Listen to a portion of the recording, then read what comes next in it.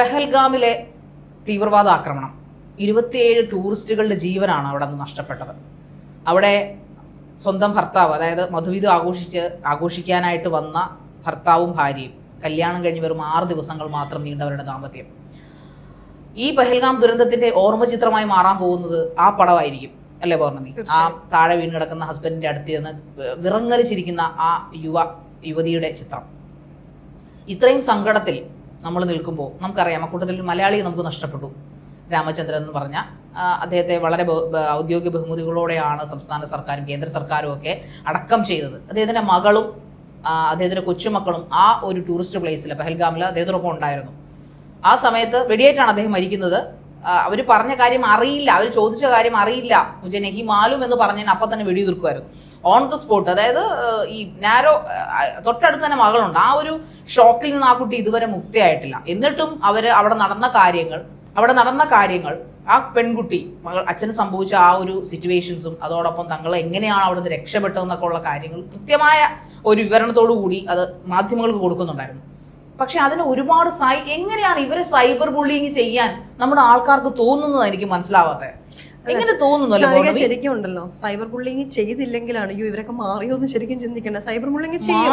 കാരണം ഇവിടെ എന്തെങ്കിലും കിട്ടാൻ നോക്കിയിരിക്കുന്ന ആളുകൾക്ക് എന്ത് കിട്ടിയാലും മതി. പക്ഷേ ഇവിടെ നമ്മൾ ചിന്തിക്കേണ്ട ഒരു കാര്യം, അവരുടെ അച്ഛൻ നഷ്ടപ്പെട്ടു, അവരുടെ കൺമുന്നിലാണ് നഷ്ടപ്പെട്ടത്. ആ ഒരു അവസ്ഥ എന്താണെന്ന് ഈ ലോകത്തിലേക്കും അവർക്ക് മാത്രമേ അറിയുള്ളൂ. ഈ പറയുന്ന എനിക്കോ അല്ലെങ്കിൽ എൻ്റെ കൂടെ ഇരിക്കുന്ന ആൾക്കോ നമ്മൾ കമന്റ് ചെയ്യുന്ന ആൾക്കോ ഒന്നും ആ അവസ്ഥയോ സിറ്റുവേഷനോ ഒന്നും അറിയില്ല. ജസ്റ്റ് ഒന്ന് ഇമാജിൻ ചെയ്ത് നോക്ക്. നമ്മൾ ഒട്ടും ചിന്തിക്കാതെ അല്ലെങ്കിൽ കഥകളിൽ മാത്രം കേട്ടിട്ടുള്ള അല്ലെങ്കിൽ ഇങ്ങനെയുള്ള അറ്റാക്കുകൾ ഉണ്ടായി, അവിടെ നടക്കുന്നുണ്ട്, ഇത്ര പേര് കൊല്ലപ്പെട്ടു അല്ലെങ്കിൽ മരിച്ചു, ധീര ജവാന്മാർ എന്ന് പറയുന്നതിനപ്പുറത്തേക്ക് നമ്മൾക്ക് നേരിട്ട് അത്തരത്തിലൊരു അനുഭവം ഉണ്ടാവുമ്പോൾ ഏത് രീതിയിൽ നമ്മൾ ഡീൽ ചെയ്യും?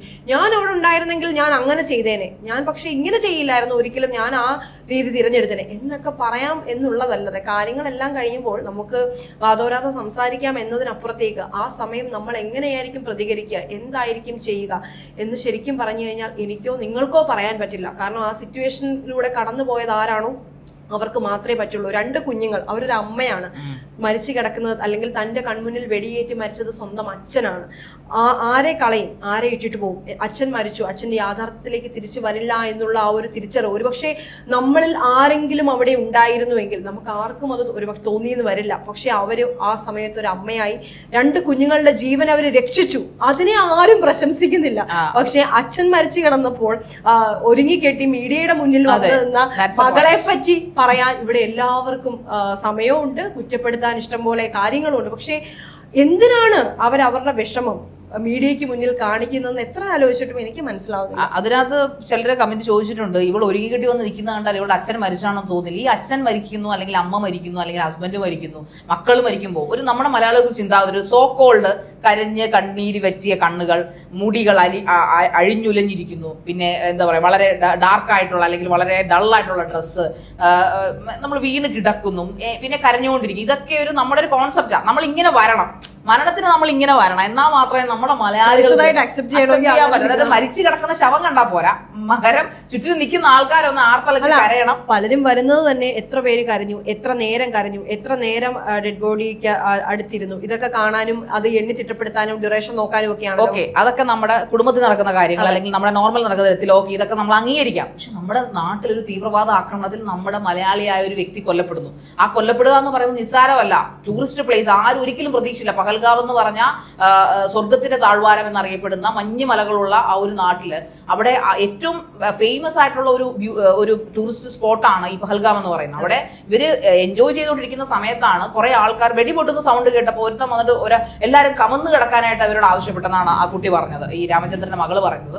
അങ്ങനെ കമന്ന് കിടക്കുമ്പോൾ ഓരോരുത്തരായിട്ട് ഇവന്മാർ എന്തോ ചോദിക്കുന്നുണ്ട്. ചിലരപ്പം തന്നെ ഷോട്ട് ചെയ്തിരുന്നു. അങ്ങനെ അവസാനം തോക്കിന്റെ മുന ഈ പറയുന്ന അദ്ദേഹത്തിന്റെ തലയിൽ വെച്ചുകൊണ്ടൊരു വേർഡ് ചോദിച്ചു. അത് അദ്ദേഹത്തിന് മനസ്സിലായില്ല. അപ്പം മുജെ നഹി മാലൂ എന്ന് പറഞ്ഞ ഒറ്റ സെക്കൻഡ് എന്നാണ് ആ പെൺകുട്ടി പറഞ്ഞത്. അപ്പൊ തന്നെ അതിന് അയാളെ വെടിവെച്ചിട്ടു, തലയ്ക്ക് വെടിവെച്ചിട്ടു. ദെൻ അടുത്തത് തലയിലേക്ക് വെച്ചത് തോക്കായിരുന്നു. അത് കൊല്ലാനായിരുന്നോ അതോ ഭീഷണിപ്പെടുത്താനായിരുന്നോ എന്ന് അറിയില്ല. എന്തായാലും മക്കൾ കരഞ്ഞതുകൊണ്ട് അവന്മാരെ ഇട്ടിട്ട് പോയെന്നാണ് പറഞ്ഞത്. എന്നിട്ട് കുറെ നേരം അച്ഛന്റെ മൃതദേഹത്തിൽ കെട്ടിപ്പിടിച്ച് കരയുന്ന അമ്മയോട് മക്കൾ പറഞ്ഞു, അമ്മ ലെറ്റ്സ് മൂവ് എന്ന് ആ മക്കൾ പറഞ്ഞപ്പോഴാണ് സ്വബോധം തിരിച്ചു വരുന്നത്. ഇനി മൂവ് ചെയ്തില്ലെങ്കിൽ ഇവിടുന്ന് മൊത്തം ആൾക്കാരെ അവന്മാർ കൊല്ലുമെന്ന് തോന്നിയപ്പോൾ അവർ ഓടുകയായിരുന്നു. എല്ലാം എടുത്തു വെച്ചിട്ട് ഓടുകയായിരുന്നു. പൈന്മര കാടുകളുടെ ഇടയിലൂടെ ഓടി ഏതാണ്ട് 20 മിനിറ്റ്സോളം ഏതാണ്ട് അവർക്ക് സിഗ്നൽ ഇല്ല. അതിനുശേഷമാണ് അവരുടെ കാർ ഡ്രൈവറായ മുസാഫിറിനെ അവർ കോൺടാക്ട് ചെയ്യുന്നത്. മുസാഫിർ അപ്പം തന്നെ പാഞ്ഞവിടെ വന്നു. ഏതാണ്ട് 7 മിനിറ്റിനുള്ളിൽ ഇന്ത്യൻ സൈന്യം അവിടെ എത്തുകയുണ്ടായി. അങ്ങനെ എന്നിട്ട് അവർ പറയുന്നുണ്ട്, എനിക്ക് 2 സഹോദരന്മാരെ എനിക്ക് കാശ്മീരിൽ കിട്ടി. മുസാഫിർ എന്നോ ഹൈദറെന്നോ പേരിൽ 2 പേര്. അവർ 3 മണി 4 മണി വെളുപ്പിന് 4 മണി വരെ പോലീസ് സ്റ്റേഷനിലും ഹോസ്പിറ്റലിലും ഒക്കെ ഇവർക്ക് കൂട്ടിരുന്നു. അവർ താമസിച്ച സ്ഥലത്ത് നിന്നും അവിടുത്തെ പ്രദേശവാസികളെ കുറിച്ചാണ് പറയുന്നത്, കാശ്മീരികളെ കുറിച്ചാണ് പറയുന്നത്. കാശ്മീർ മുസ്ലിങ്ങൾ തന്നെയാണെന്ന് പറയേണ്ടി വരും. കാശ്മീരികൾ കൂടുതൽ മുസ്ലിംസ് ആണ്. അവരൊന്നും പൈസ മേടിക്കാതെ ഇവർക്ക് അവിടെ ഷെൽട്ടർ കൊടുത്തു. അപ്പോൾ തന്നെ എയർപോർട്ടിൽ കൊണ്ടാക്കുമ്പോൾ ഈ പെൺകുട്ടി രാമചന്ദ്രന്റെ മകൾ പറഞ്ഞത്, എനിക്ക് 2 സഹോദരന്മാരെ എനിക്ക് കാശ്മീരിൽ നിന്ന് കിട്ടിയെന്നാണ്. അവരോട് അപ്പോഴും ഒരു മുസ്ലിം സഹോദരന്മാരെ നല്ല പറഞ്ഞത്. സോ അള്ളാഹ് നിങ്ങളെ രക്ഷിക്കട്ടെ എന്നാണ്. ഇതൊക്കെ ആരതി പറയും, മുസ്ലിം സഹോദരന്മാർ അല്ലെങ്കിൽ ഈ പറയപ്പെടുന്ന ആ കാശ്മീരി പാവങ്ങൾ നമ്മളോട് വന്ന് ഇത് പറയുമോ? ഇല്ല. പക്ഷെ ഇത് അറിയണമെന്ന് ഒരു പക്ഷേ രാമചന്ദ്രന്റെ മകൾക്ക് തോന്നിയിട്ടുണ്ടാവണം. അതുകൊണ്ടാണ് അവരിത് പറഞ്ഞത്. അത് പറയാൻ അവർ മീഡിയയുടെ മുമ്പിൽ വരിക തന്നെ വേണം. ഈ മീഡിയയുടെ മുമ്പിൽ വരുമ്പോൾ അതിനൊരു പവർ ആർജിക്കണം. ആ പവർ പ്രത്യേകിച്ച് അവർ തന്നെ ആ മീഡിയയോട് തന്നെ അവർ അപ്പം തന്നെ പറയുന്നുണ്ട്, ഞാനൊരു ട്രോമയിലാണ്, എന്താണ് പറയുന്നതെന്ന് അറിഞ്ഞുകൂടാ, എങ്കിൽ ഇതൊന്നും പറയാതിരിക്കാനാവില്ല. ആ വ്യക്തിയുടെ താഴെ വന്ന് മോശം കമന്റണം കാണിച്ച മലയാളികളുടെ അല്ലെങ്കിൽ ആൾക്കാരുടെ മനസ്സിനെ നമ്മൾ എത്ര നമിച്ചാലും മതിയാവില്ല. അത് കൂടാതെ ഒരു വിവാദമായിട്ടൊരു കമന്റ് കൂടെ അതിന്റെ ഇടയിൽ വന്നിരുന്നു. അത് പറഞ്ഞ ശ്രദ്ധിച്ചു. സനൂഫ് അതിനകത്ത് പറഞ്ഞിരിക്കുന്നത്, ഇവനൊക്കെ കേരളത്തിൽ തീവ്രവാദ പ്രവർത്തനമാണ് ചെയ്യുന്നത് സംശയിക്കേണ്ടിയിരിക്കുന്നത്. അവൻ പറഞ്ഞിരിക്കുന്നത് ഇന്ത്യയെ കാർക്കിച്ചു തുപ്പും. ഇനി ഞങ്ങളെ പോലുള്ള മുസ്ലിം സഹോദരങ്ങളെ രക്ഷിക്കാൻ ഒരു കൂട്ടം ആൾക്കാർ ഇനിയും വരും. അങ്ങനെ ഇവിടെയുള്ള ഹിന്ദുക്കളെ മുഴുവൻ കൊന്നെടുക്കും. പിന്നെ എന്നിട്ട് അവൻ പാകിസ്ഥാന്റെ കൊടിയും ഷെയർ ചെയ്തിരിക്കും. എന്നിട്ട് അവൻ തന്നെ ആ ഇൻസ്റ്റാഗ്രാം അക്കൗണ്ടേ ഡിലീറ്റ് ചെയ്ത് കളഞ്ഞു. പക്ഷേ അവനെ ഈ പറയപ്പെടുന്ന നമ്മുടെ നാട്ടിൽ സ്വമേധയാ ഒരു യുവമോർച്ച സംഘടന സെക്രട്ടറി തൊടുപുഴക്കാരി അധീന പോയി കേസ് കൊടുത്തിട്ടുണ്ട് അവനെതിരെ. അവൻ എന്തായാലും അവൻ അറിയാം, അവൻ പറഞ്ഞതിന്റെ ആ ഒരു ആഴം എന്താന്ന് പിന്നീടായിരിക്കും അവന് മനസ്സിലായത്. പക്ഷെ എങ്ങനെ അവനത് ചിന്തിക്കാൻ സാധിച്ചു? അപ്പൊ അവനവിടെ പാകിസ്ഥാനെ പ്രേമിച്ചുകൊണ്ടാണോ അവൻ ഇന്ത്യയിൽ ജീവിച്ചിരുന്നത്? തീർച്ചയായും. കാരണം അതുപോലുള്ള ആളുകൾ ഇവിടെ ഉണ്ടെന്നുള്ളത് മനസ്സിലാക്കിയിട്ടായിരിക്കണമല്ലോ ഈ കാണിക്കുന്നതെല്ലാം. അല്ലെങ്കിൽ ഇങ്ങനെ സപ്പോർട്ട് ചെയ്യാൻ ആരൊക്കെ ഉണ്ട് നമുക്കറിയില്ല. കാരണം പഴയതുപോലെ ഒന്നും അല്ല. ആളുകൾ ഏത് രീതിയിലാണ് ചിന്തിക്കുന്നത്, എങ്ങനെയാണെന്നുള്ളത് മനസ്സിലാക്കാനുള്ള ഡിവൈസ് ഒന്നും ആർക്കും കയ്യിലില്ല. അപ്പൊ തീർച്ചയായിട്ടും ഇങ്ങനെയുള്ള സംഭവങ്ങൾ ഉണ്ടാകുമ്പോൾ അന്വേഷണങ്ങൾ വരണം. അതിന് പരാതിപ്പെടാൻ ധൈര്യം കാണിച്ച അല്ലെങ്കിൽ മനസ്സ് കാണിച്ച ആൾക്ക് ഒരു ഹാറ്റ്സ് ഓഫ് ഉണ്ട് എന്തായാലും. പക്ഷെ അപ്പോഴും ശാരിക ശ്രദ്ധിക്കേണ്ട ഒരു കാര്യം, ഇത്രയും എല്ലാം വർഗീയത എല്ലാവരും ചീറ്റാൻ ശ്രമിച്ചിട്ടും അതിനകത്തൊന്നും തല കൊടുക്കാതെ അല്ലെങ്കിൽ കൈ കൊടുക്കാതെ എല്ലാവരും ഒന്നിച്ച് സഹോദര്യത്തോടെ അല്ലെങ്കിൽ സഹോദരന്മാരെയായിട്ട് ജീവിച്ചിട്ട് ഇങ്ങനെയുമുള്ള ആളുകൾ നമ്മുടെ ഇടയിൽ തന്നെ ഉണ്ടെന്ന് കേൾക്കുമ്പോൾ ശരിക്കും ഭയങ്കരമായിട്ട് ബുദ്ധിമുട്ട് തോന്നുന്നു നമുക്ക്. കാരണം നമ്മുടെ കൂടെ നിൽക്കുന്ന ഒരാൾ ചിന്തിക്കുന്നില്ലായിരിക്കും, ഓപ്പോസിറ്റ് നിൽക്കുന്ന ആൾ ഇങ്ങനെ ആയിരിക്കും ചിന്തിക്കുന്നത് എന്ന്. പക്ഷേ അങ്ങനെയുള്ളവരും നമ്മുടെ സമൂഹത്തിലുണ്ട്. ഇങ്ങനെയുള്ളവരെ ടാർഗറ്റ് ചെയ്തിട്ടായിരിക്കുമല്ലോ ഈ ഭീകരരെല്ലാം ഇങ്ങോട്ട് കടന്നു കയറുന്നത്. തീർച്ചയായിട്ടും നമ്മുടെ നാട്ടിലൊക്കെ ശരിക്കും പറഞ്ഞാൽ ഇനി ഇന്ത്യൻ സൈന്യം മരിച്ചു പിറക്കുകയാണ്. തീർച്ചയായിട്ടും എന്നൊക്കെ നമ്മൾ പാകിസ്ഥാനോട് ഒരു അയവ് കാണിച്ചിട്ടുണ്ടോ അന്നെല്ലാം നമുക്ക് പണിയിട്ടുണ്ട്. ഇവർ മുംബൈ ആക്രമണമായാലും ഡൽഹി ആക്രമണമായാലും എന്ത് ആക്രമണമായാലും കാർഗിൽ വാറാണെങ്കിൽ പോലും എന്നൊക്കെ ഇന്ത്യ കുറച്ച് അയവ് പാകിസ്ഥാനോട് കാണിച്ചിട്ടുണ്ടോ അന്നെല്ലാം പാകിസ്ഥാൻ ഇന്ത്യക്ക് പണി കൊടുത്തിട്ടുണ്ട്. ഇന്ത്യൻ സഹോദരങ്ങൾ എന്ത് ദ്രോഹമാണ് പാകിസ്ഥാനോട് ചെയ്തത്? അവരുടെ ഒന്നും തട്ടിയെടുക്കാൻ നമ്മൾ ശ്രമിക്കുന്നില്ല.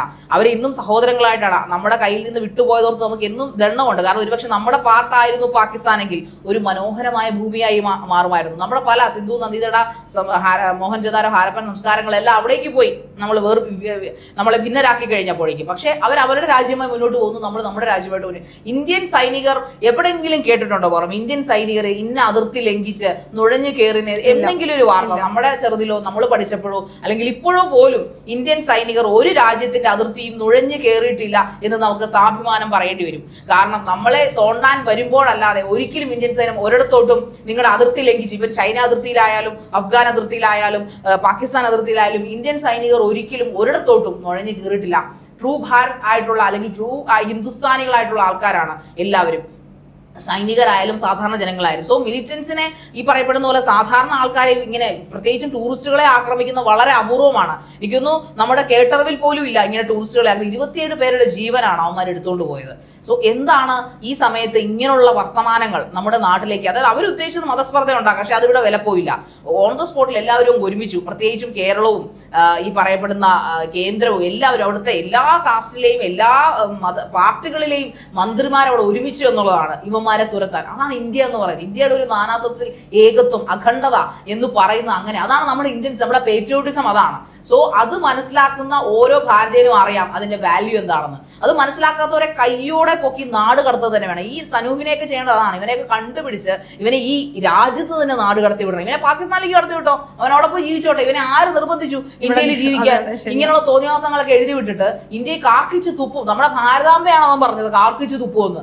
അവനെ ഇന്ത്യക്കാര് കാർക്കിച്ച് തുപ്പി പുറത്തിറക്കുന്ന സമയം അതിക്രമിച്ചിരിക്കുന്നു. പോലീസിന്റെ കയ്യിൽ അവനെ കിട്ടിയാൽ അവനെ അറസ്റ്റ് ചെയ്തിട്ടില്ലെന്ന് എനിക്ക് തോന്നുന്നത്. എന്തായാലും അറസ്റ്റ് ചെയ്യുമല്ലോ ശാരിക. ചെയ്താൽ ചെയ്യേണ്ട കാര്യം അവനൊരു പാകിസ്ഥാനിലേക്ക് അവനെ കടത്തിവിടാൻ ഇഷ്ടപ്പെട്ട രാജ്യമല്ലേ, ഫ്രീ ആയിട്ട് ഇന്ത്യക്കാരങ്ങൾ കടത്തിവിടണമെന്ന് എനിക്ക് മന്ത്രിമാരോട് പറയാനുള്ളത്. സോ എന്തായാലും നമ്മുടെ രാജ്യം ഒരിക്കലും മറക്കാനാവാത്തൊരു വേദന, ഒരു ഹൃദയത്തിൽ ഒരു നെഞ്ചത്തൊരു കുത്താണ് ഈ പറയപ്പെടുന്ന പാകിസ്ഥാന്റെ ഭാഗത്തു നിന്നുണ്ടായത്. അത് തീർച്ചയായിട്ടും ഇന്ത്യ പകരം ചോദിക്കുമെന്ന് തന്നെ നമുക്ക് പ്രതീക്ഷിക്കുന്നു. പകരം ചോദിച്ചുകൊണ്ടിരിക്കുകയാണ്. എങ്കിലും ഇങ്ങനെയുള്ള ചില ഞാഞ്ഞൂലുകൾ തലപൊക്കുമ്പോൾ വേരോടെ പിഴുതെടുത്ത അവന്മാരെ നാട് കടത്തണമെന്ന് തന്നെയാണ് നമുക്ക് പറയാനുള്ളത്.